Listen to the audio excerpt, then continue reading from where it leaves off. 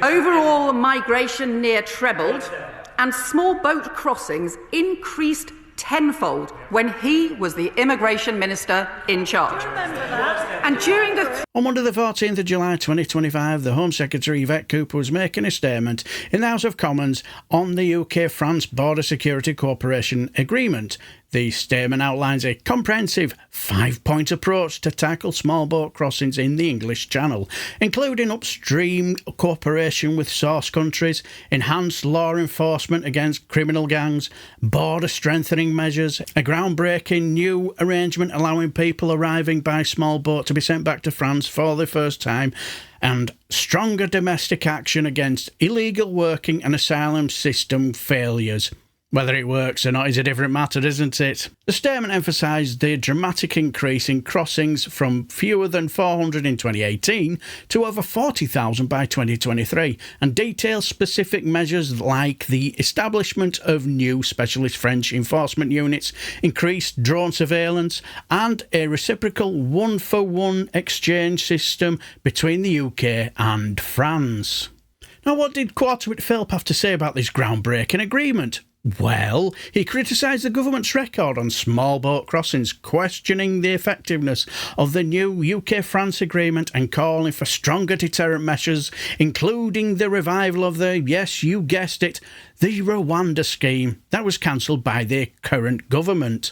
But the most striking figure is the 44,359 small boat crossings in the last 12 months following July the 5th of the previous year, representing a 40% increase compared to the same period the year before. Now, this suggests that rather than declining, the problem has significantly worsened under the current administration. Well, like I've said before, it's a crying shame that a party like either the SNP or the Lib-Dems ain't the party of opposition, because whether you think that this Labour government is doing the right thing on stopping the boats or not, and let's be honest here, Yvette Cooper has a thankless task as Home Secretary on Immigration, given the political environment we're in. But there are days where she can have a moment in the sun, especially when Quarter-wit Philp is Shadow Home Secretary. Go get him, Yvette. Well, Madam Deputy Speaker, the Shadow Home Secretary just wants to pretend that the last 8 years never happened. It's the worst ever now. He knows that this crisis, this small boats chaos, went on for 340 weeks under the Tories. A period in which, when he was Immigration Minister, overall migration near trebled, and small boat crossings increased tenfold when he was the Immigration Minister in charge. And during the 340 weeks that the Tories were in charge when this happened, 128,000 people crossed the Channel. How many were returned to France? 0. How many were sent to Rwanda? Well, he said himself it was 0, because he didn't even want to count the 4 volunteers. And, he keeps saying, that somehow it was ready to start. If it had been ready to start, they wouldn't have called the election. They would have actually introduced the scheme that in fact had been running for more than 2 years at the cost of £700 million with just 4 volunteers sent. I can also tell him that since the election, this government has returned over 35,000 people who have no right to be here, and that is a 24% increase in enforced returns compared to the last year that his party was in charge. It is a 28% increase in failed asylum returns compared to the last year that his party was in charge. And as for agreement with France, that he doesn't seem to want to talk about very much, I actually asked him about exactly this when I was Home Affairs Select Committee Chair and he was the Immigration Minister back in 2020, and I specifically asked him. Realistically, what chance do you put on being able to get a bilateral agreement, say with France, for them to take back people who have arrived here from France just in a couple of weeks? And he said 5 years ago, that's what he was working on. Indeed, he told the committee One of our priorities will be to reach those agreements, and as I've said a couple of times, it is, I think, strongly in the French national interest to agree such a returns agreement, because if we do return everybody who makes the crossing pretty quickly, like within a matter of weeks or a couple of months, people will stop attempting it in the first place. So that gives me significant cause for optimism. Well, turns out he should have been optimistic about the return of a Labour government reaching an agreement where he failed. Here's what he also said. He said, "We intend to return as many illegal immigrants who have arrived by small boats as possible. We have flights planned in the coming days to return these individuals back to France, and we will be looking to ramp up this activity." Well, that was 5 years ago. Flights never went. The activity was never ramped up. The Shadow Foreign Secretary tried to return people to France. The Shadow Justice Secretary tried to return people to France. The Shadow Justice Secretary even called for the UK to, quote, "take one asylum seeker from France in return for every one illegal migrant that we return to them." Or indeed, more than one. He said more than one. And as for interception in shallow waters, he said when he was immigration minister, "Some boats that are just 250 yards away from the French coast have just not been stopped by the authorities. This must change." I agree. But that was 5 years ago, and he didn't change a thing, because they never understood that you don't change things just by jumping up and down and shouting about them. It needs partnership working and hard graft. That's what this government has done. Efford.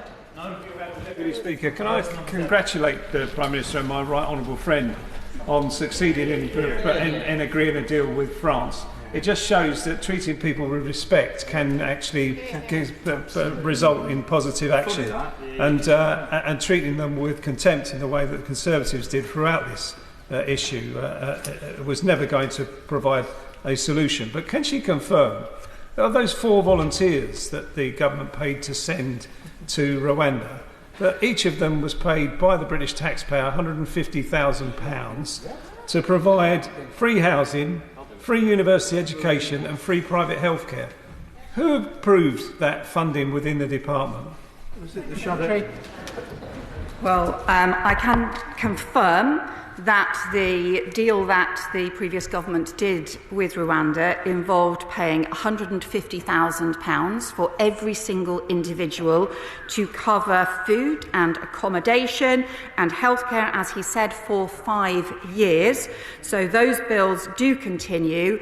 There was a concern raised by the accounting officer, so a direction had to be given on the basis that the ministers were advised it was not value for money, but they continued regardless.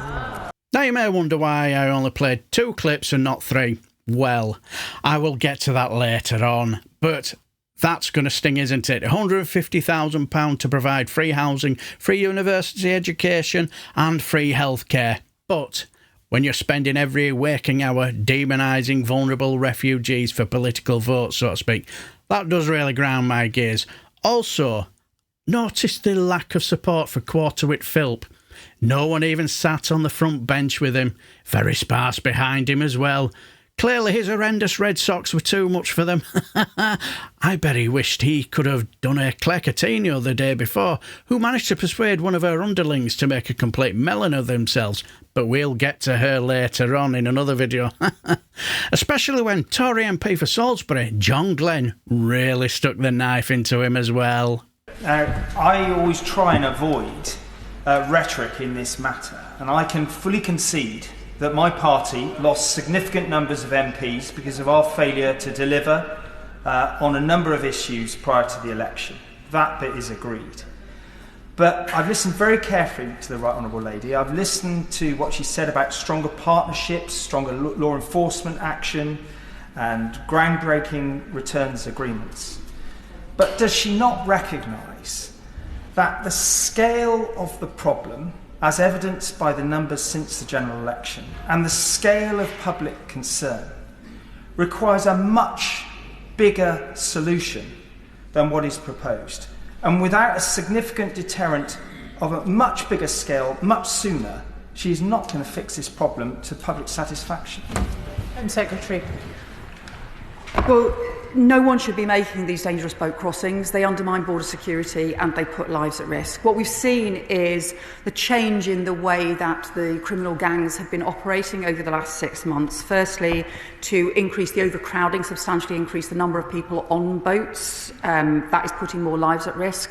And secondly, to ensure they exploit the French rules about not intervening in French waters by loading the boats in French waters. That's why we've seen some of those disgraceful scenes, people crowding onto those boats from the water. That's why we have to tackle those issues. That's why the UK is changing our law so that we can prosecute people who are endangering other people's lives by climbing onto these overcrowded boats, and why France has instigated this French maritime review so that they can intervene in French waters.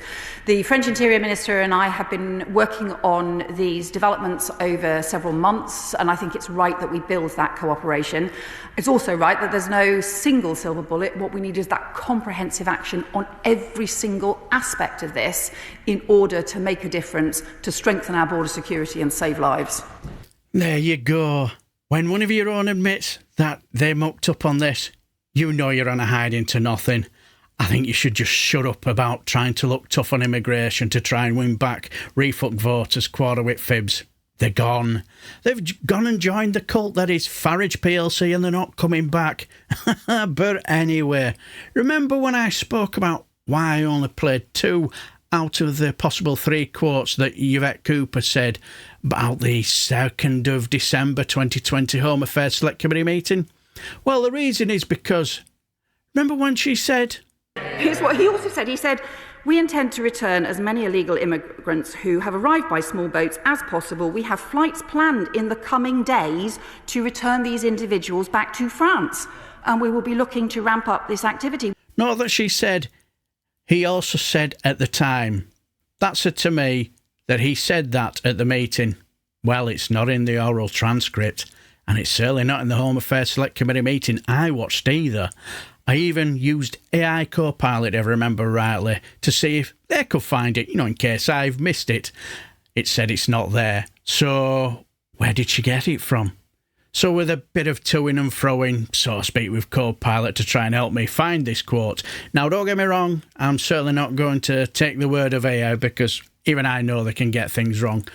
But the nearest we could get to that quote is this one in a Sky News article from August 2020, where Chris Philp said, and I quote, "We intend to return as many migrants who have arrived as possible.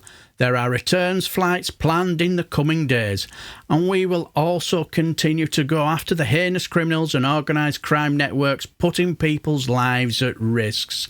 Now, similar to the one that Yvette Cooper cited, but it's definitely not the one she said in Parliament, is it? So where did she get it from? I don't know. Now, he might have said it in the meeting and Copilot and I missed it, and it's a much ado about nothing. But I have a sneaky feeling that we didn't. But what's your thoughts on this? Let me know down below, and I shall bid you farewell and take care, my friends.